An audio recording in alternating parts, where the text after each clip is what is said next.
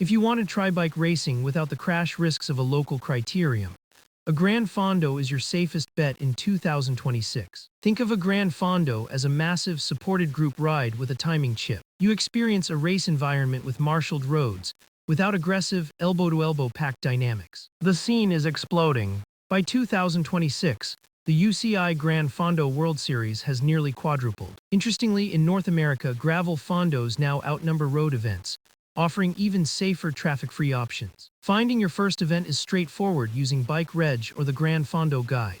Expect to pay between $75 and $175, and you rarely need a yearly racing license. On event day, you start in waves based on estimated pace. You'll find stocked aid stations every 20 miles, rolling mechanical support, and a medal waiting at the finish. Nervous about the distance?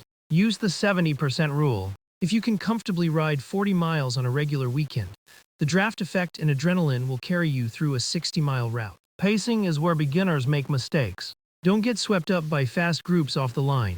Settle into your rhythm early, and only draft riders matching your all-day endurance pace. Don't buy a new bike for your first event. Your current setup is fine. Whether you're on a Trek Domain or an aluminum specialized Deleuze, comfort completely trumps aerodynamics. Nutrition makes or breaks your day. While those aid stations are tempting buffets, practice eating on the bike during training. Rely on fuel your gut already tolerates to avoid cramping. For 2026, look at beginner-friendly events. Gran Fondo New York offers pristine closed roads, while SBT GRVL in Colorado provides safe dirt roads with an incredibly supportive first-timer community. Pick a late summer event to give yourself months to prepare. Register early for the cheapest tier, slowly build your weekend-long rides, and remember, your only goal is to finish. Sign up, train smart, and enjoy the ride.